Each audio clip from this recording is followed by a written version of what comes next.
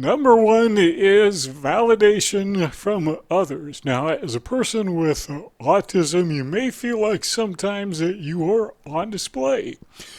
Everybody is watching you. You're on the world stage, and you're just kind of the center of everything. And this is not a selfish thing.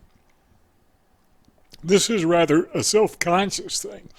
Now, what we're talking about are 9 things that people with autism might want to consider either reducing or eliminating totally. It's kind of like you take the trash out, right? In your house, you sometimes just have to clean things up. Now, if you have Asperger syndrome, this is probably not a real challenge for you. I know there's some people who are exceptions.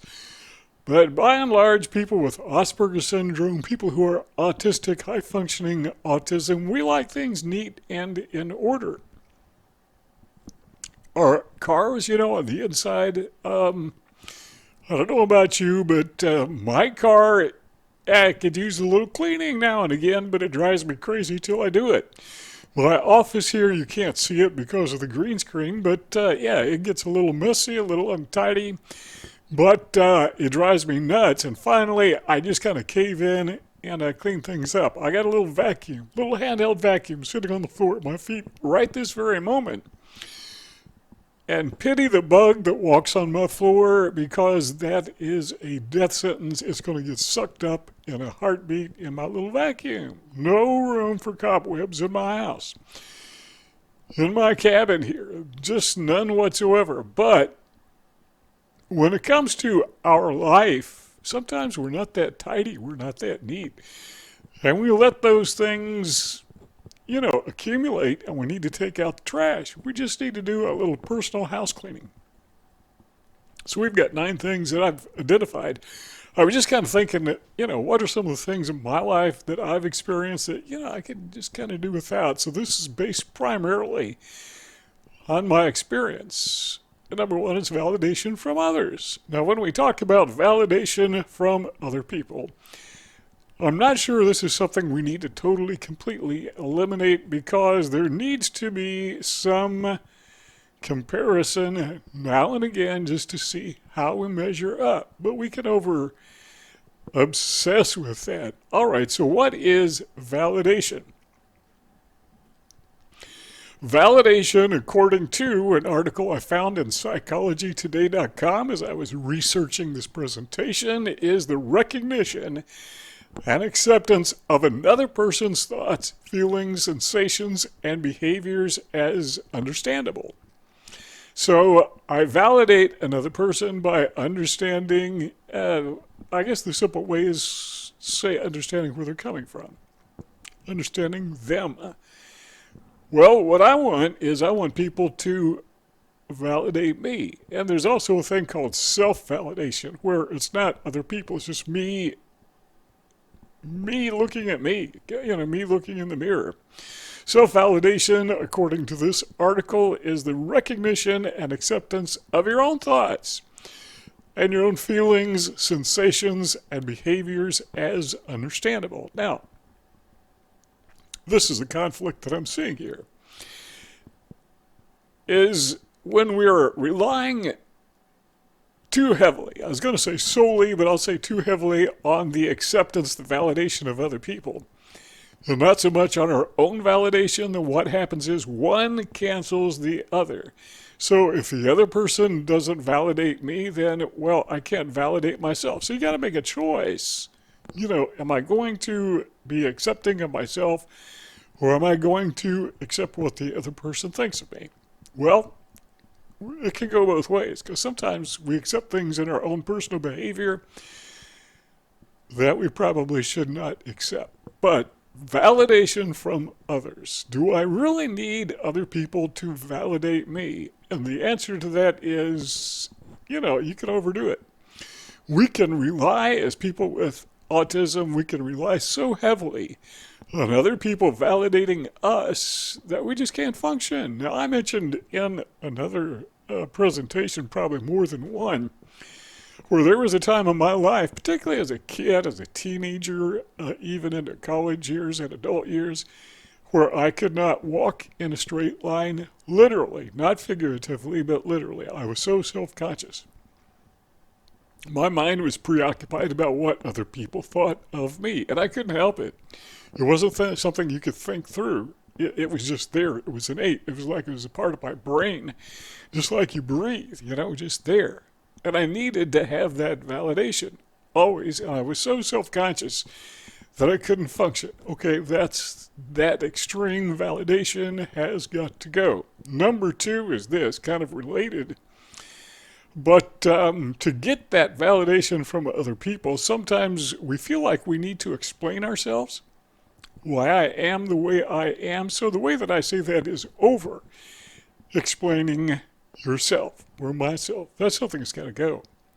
That is some of the trash that needs to be sucked up in the vacuum cleaner and discarded. Now, I got to say that, I don't have any problem explaining autism to other people if they're willing to listen to it. But as I mentioned in other videos, previous videos, that people tend to be dismissive. They don't want to hear it. They want to think you were flawed and you have a problem, and I'm not going to listen to your, what they think, nonsense when we try to explain ourselves. But on the other hand, there are some people, fortunately, there's becoming more and more people, who are tuned in. They are accepting you as you are, even though you may seem a little quirky, a little odd. But this thing where we have to constantly explain ourselves and over-explain ourselves and why I did it this way, why I did it that way, or why I didn't do this, or why I didn't do it that way, or why, just knock it off. This is my advice to me, and you can listen in if you want, but I'm saying to me, knock it off. I mean, why are you the way you are? Well, there's a lot of reasons. And do I owe you an explanation, talking to just anybody, anywhere, anytime? Do I owe you an explanation? Well, maybe. I mean, there are some circumstances, like if you're going to a job interview, you might want to tell them. But when what we're doing is we're explaining ourselves because we want that person's approval, because without that approval, we feel invalidated. I'm sorry, but I got to take that trash out. There's something that's parked in my brain that really, truly, genuinely does not belong there. Number three, let's just touch on this one. But number three is unrealistic goals, things that got to go. Now, the reason I'm just going to touch on this is because the concept of an unrealistic goal is kind of fluid. I mean, what is and what is not unrealistic? Well, I can think of some extreme things. I would like to rent a private jet and take a vacation to Florida for maybe a month or two. No, let's go to Hawaii. If we're going to take a vacation, let's go to Tahiti. Yeah, rent a private jet. Spend, what does that cost? $50,000? I don't have $50,000. That is an unrealistic goal. Now, that's kind of silly, I know, but there's some goals that are kind of within reach and kind of not within reach. I know a few years ago, now it's probably been 30 years ago, I had some goals of starting and building a direct marketing business. This is back before the days of the internet, where everything was done primarily through the mail. And, I just set some little goals. I thought, well, what I think I'll try to do is make a part-time income out of this and, supplement what little bit I had. And what I discovered is the first year I was in business, I made a whopping $25. And that's because what money I brought in, I reinvested in my business. But the next year, year number two, it was a part-time business. I mean, it was a part-time income. And I thought to myself, if I could do this tenfold, I could live on this. And I don't know if I got it to tenfold, but there was a point in time in my business where I had clients in every state in the country. And that worked pretty well, but the internet came along and kind of blew that out of the water. But the point that I'm making is sometimes we can have goals that are small and we can test the water. In my philosophy, when starting a business is test before you invest. When I had a direct mail piece or a direct mail idea or a product, I wanted to test it before I put a lot of effort, time, and money into it. So when it comes to realistic goals, it's not just business, about anything. Maybe you have a love interest. Maybe you don't. Maybe you have a love interest and the other person, you don't know if they do or not. So you kind of, might want to make a move, be a little bit more friendly. And the problem with people with autism is sometimes we don't know where the line is. We don't know what is and what is not realistic when it comes to goals in relationships. And those are just two of probably, I don't know, a million things. Relationships, business, whatever. But we need to have goals that are realistic, and once we achieve those goals, then we could move on to the next one. Now, I'm sorry, but if your goal is to fly to the moon on Thursday, that's not an unrealistic goal. If your goal is to fly to Tahiti on Thursday, well, at least in my case, that is not a realistic goal. What is a realistic goal? Taking my wife out to eat on Thursday. Texas Roadhouse, one of our favorite places to go. Love it. Yeah, we were there. Yeah, we ate there yesterday. Very realistic goal. Little expensive, like by the time you pay the tip, $50. Are you kidding me for dinner? But it's a realistic goal. So people with autism, sometimes we just don't know where to draw the line. Number 4 is this. And it's kind of like unrealistic goals, although we're calling this one unrealistic expectations. This is a simple reality check. A lot of times on this channel, I talk about those so-called should statements, People should behave this way. People should not behave that way. People should be kind. People should be considerate. People should not tailgate me when I'm driving down the road. Guess what? They're going to do it. This is human behavior, and when we have expectations of people, and all of these are related primarily to people and social circumstances, but when we have expectations of other people that defy human nature, that defy DNA, that defy who we are as a species, you're going to be disappointed. I mean, the only thing that you should expect out of life, not the only thing, but I would say that one thing that you should expect out of life, just my opinion again, me talking to me, is I expect to be disappointed. It's kind of silly to expect everything to go my way all the time, everything to be perfect. And if you don't expect to be disappointed, you'll be disappointed.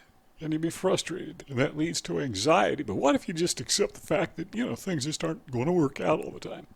Sometimes there are going to be some serious problems that we face in life. So we need to take those unrealistic expectations. I'm always going to be happy. I'm always going to be healthy. I'm always going to be wealthy.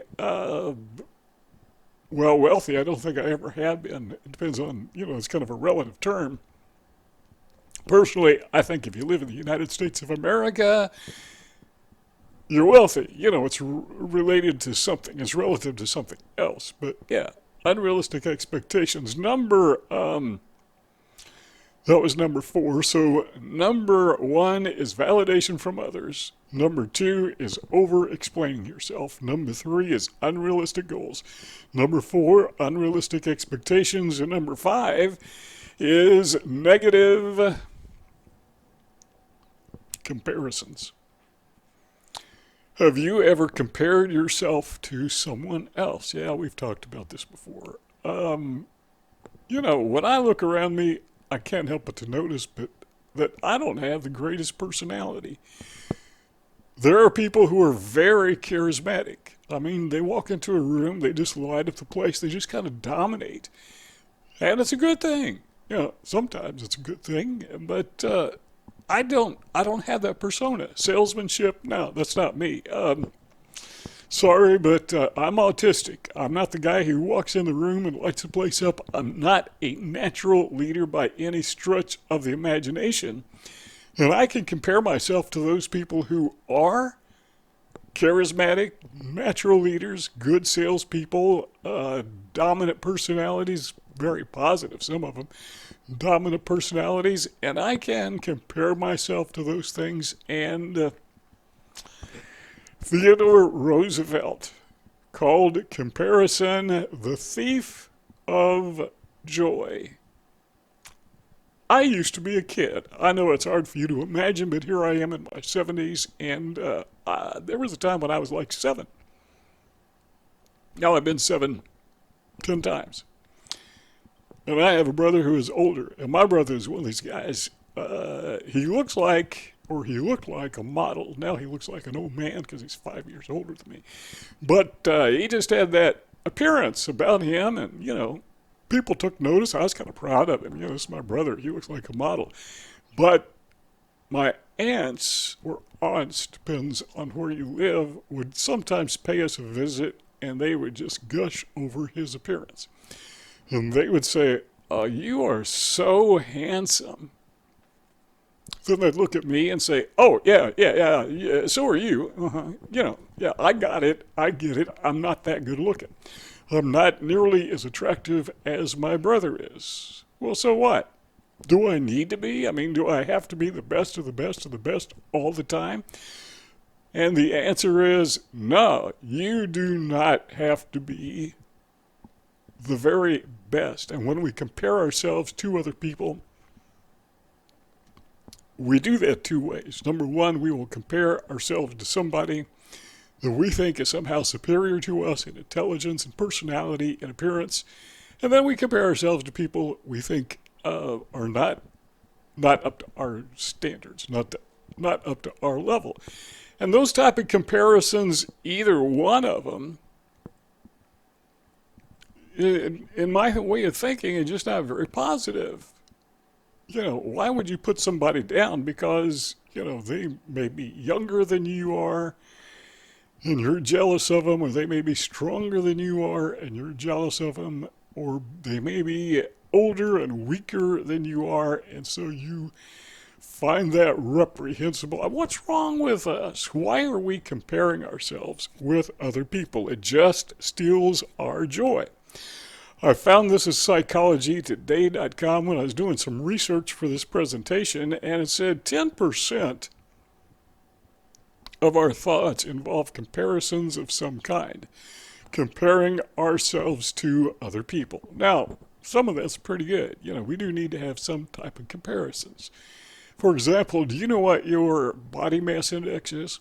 Your BMI, your body mass index. Well, go to the doctor. The first thing they do before they even talk to you is put you on a scale. They take your weight and they tell you what your body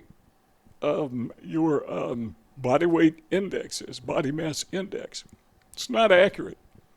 It's not, because they take an average of a person your height, your gender, and that's how they come up with the index. Well, here's the problem with that. I try to tell my doctor this, they don't pay attention. Or they act like they don't. But the problem is, I'm not average, I'm not elaborate. I've got unusually pathetically thin bones. And that means I'm going to weigh less than other people who have the same amount of fat that I do, but they have normal bones, And so when I go to the doctor and I get on the scale and I weigh 140 pounds and they say, "Oh man, you need to gain weight." I say, "No, wait a minute. You got to take a look at me, not at the average." But the point of all that is we do need to have those averages, kind of a baseline where we compare ourselves with others. So I call these negative comparisons, but they're also positive comparisons. Number 6 is gossip. Get rid of gossip? No, don't do that, because there is such a thing as positive gossip. Did you know that you can actually say something kind about someone behind their back? They don't know it. And did you know when you do that, a lot of times they find out? Because the person that you were gossiping to, positive gossip, a lot of times they go tell that person. So, gossip, negative gossip is, well, there is a clinical name for that. I know it because I looked it up. The clinical name is human conversational behavior. Now, as a person with autism, as soon as I said the word conversational, you know, if you did what I did, I said conversation is not my strong suit. So this whole thing about gossip, I don't know about this because I'm not really good at saying positive things about people. I'm not good at saying negative things about people. I'm not good at talking to people about anything, anytime, anywhere, except to you. But this is something that I found in 1993, a 1993 observational study.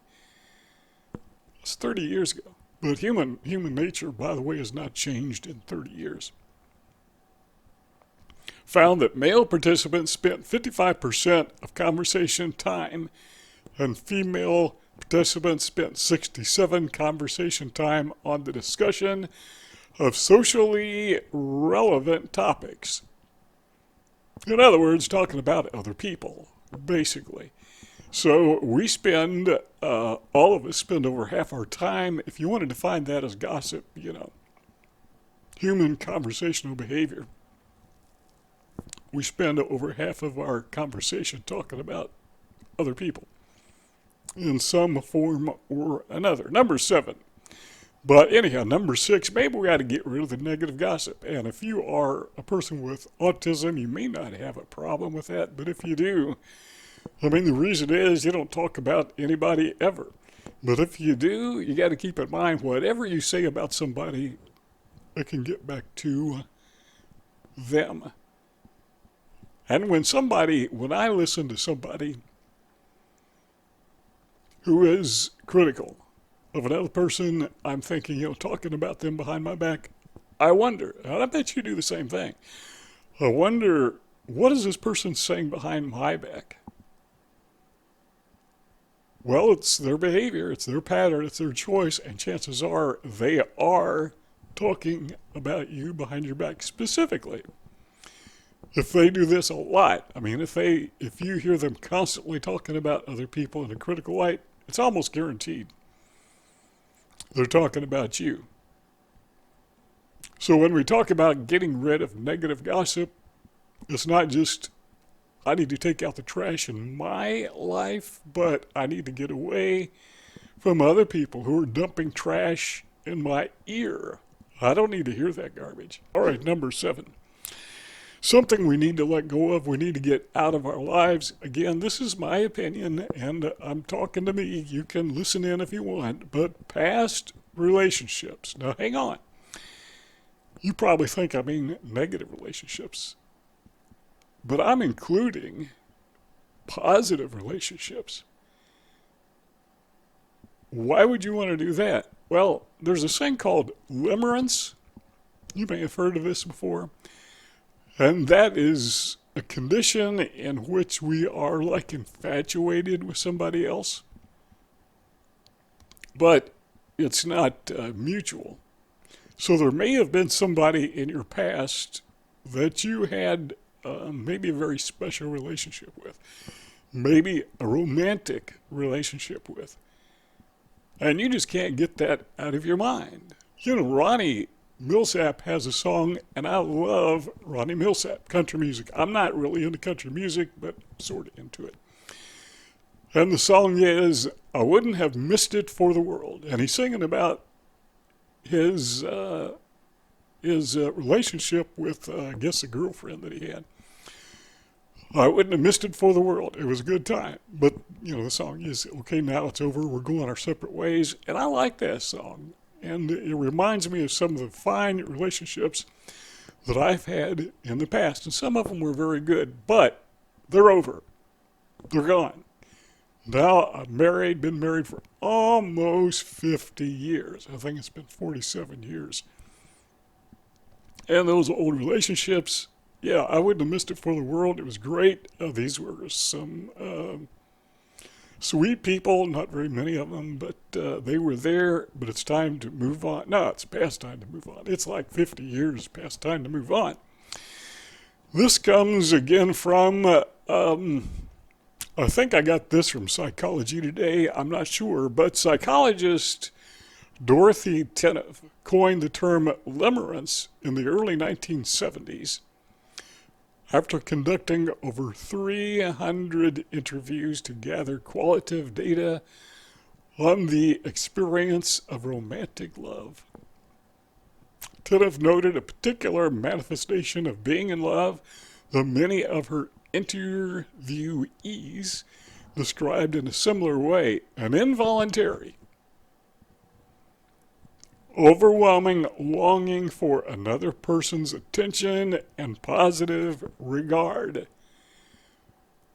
Some of these people in my past, they don't even know if I'm alive, you know? This attachment was typically unrequited, developing for someone unavailable to reciprocate feelings. And so you start these mind games, start daydreaming, well, what if this and what if that? That's limerence. They're out of touch. They're out of your life. Leave them alone. Now, I don't know about you, but I like to watch crime videos. My confession to you, okay? A lot of people do. They're very popular on YouTube. But one theme that I see recurring over and over and over again is somebody has this, okay, limerence. They're very fond of somebody that they knew back when. And so they start thinking, they start imagining, well, what if I could get rid of my partner? We're talking about crime videos. I mean, sometimes we're talking about committing murder to get rid of their partner so they can have access to this other person. This is limerence, all building up into their mind. I mean, that's an extreme form, but it does happen. How about if we just don't do it, period? And again, you know, Tenev said it was involuntary, and I guess it's just part of human nature, but we need to be aware of it. Past relationships, even positive ones, sometimes we just need to get them out of our mind, do a little house cleaning, and admit, okay, it's over, time to move on. Number 8 is anger. Think of the horn on your car. It is there for a reason, and it's not to honk at everybody. It's not to honk at pretty girls, you know. I never did that when I was a kid, you know, teenager, because I thought it was discourteous. But when I visited China a few years ago, I noticed that some of the drivers, instead of hitting the brake, they'd hit the horn. Somebody got in their way, they wouldn't slow down, they just, you know, get out of my way. And I was thinking, you know, nature has given us a temper. Nature has given us the capacity for rage and for anger, and it's therefore a reason for self-preservation to defend ourselves. So it's not a bad thing, but it's kind of like the horn on your car. If you lay on it all the time, you're abusing it. You know, people stop paying attention. Do you know somebody who's they just seem like they're always mad? So you just kind of ignore them. It's just the way they are. But do you know somebody who's never angry? Never mad about anything. My wife's like that. She doesn't get mad about anything. Hardly. But if she does get upset, it's like laying on the horn, and she gets my attention. I recall after I had brain surgery, I had this idea. It was no big deal to go out and mow the grass because I just walked and I needed the exercise anyhow. That triggered her temper. I mean, she came, she's not very temperamental at all, but that time she did. And, okay, I paid attention. I said, all right, she's very correct in being angry with me. So I let her mow the grass. Nah, just kidding. I had someone else do it. But the point of that is, yeah, anger is there for a reason. Rage is there for a reason. It's for preservation. sends a signal to other people, this is my territory, this is my turf, this is my family, this is the line, we have boundaries, and that's where it comes in. But when we're angry all the time, well, if we are autistic and we don't know where those boundaries are and we're having difficulties knowing when to, you have meltdowns, right? It's not the same thing as anger, but it's the presentation is much the same. There's something we got to work on, We need to get that kind of out of our lives, or at least we need to manage it. Number 9 is what I call dysfunctional perfectionism. It's got to go. My opinion, again, I'm talking to myself. You want to agree with me, fine, but I'm saying to me, perfectionism, there's no such thing as perfectionism. Why would we want to be perfect when you can't be perfect? No, I like things done well, I like them done right, but being perfect all the time, can't do it. It just leads to frustration. Now, when I do these videos, after I'm done recording, typically I will go back and I'll add some text to make them a little more interesting, add some graphics or whatever, and when I add the text, don't know if you noticed this or not, but I've been known to misspell some words, and I don't catch it until after the video is produced and uploaded. Guess what? Unless it's just a horrendous spelling error, it stays in the video. That is because there is a place for perfectionism, and that place is out of your head, in my opinion. Do it well, but, how well? Well, there's kind of a rule, and this is not a hard, fast rule. It's just something that I use personally, but I use the 80-20 rule. I want it to be 80% perfect. But I will allow for 20% of flaws and mistakes, and I learn from them. I try not to make the same mistake next time. But to be perfect, you can't do it. Did you know that if you get in your car and you drive down the street going anywhere, somewhere between here and there, you're going to violate some traffic law? You cannot be perfect. It's virtually impossible. I have webcams in my cars, and I hope the police never see them because they're going to catch me doing something. I may change a lane and not use my turn signal at the appropriate time, or I may go 1 mile an hour over the speed limit. Yeah, I'm one of those old guys that drive slow. I don't know when that happened. When I was a teenager, I drove like a maniac. It was always NASCAR every time I got in the car. There was something about driving when I was a teenager that getting behind the steering wheel, I was no longer autistic. I was very assertive. But not anymore. This comes from journals.sagepub.com, doing some research on the internet. Perfectionism, it says, with its harshly negative self-talk, is felt to be a burden by most people who experience it. Despite this, a body of literature asserts that some perfectionism is healthy, even though a critical review of this literature finds no factual or theoretical basis for such a claim. So whoever wrote this is of the opinion that perfectionism is not healthy. And the reason I think is because it leads to frustration, stress, anxiety.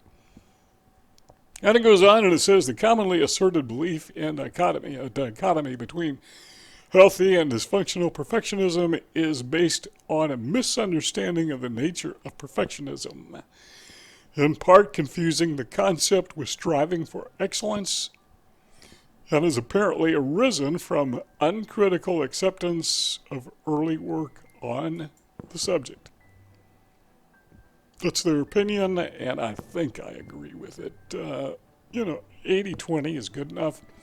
Make a mistake, learn from it, try not to make it again, but sorry folks, I'll never make a perfect video. Now, I started using a green screen, and that was frustrating because I would work and try to get it just right. I still don't have it right. But it's a lot better than it was, and it probably never will be perfect. There is no such thing, right, as perfection. So, but I'm learning, and that's the whole idea, is you learn.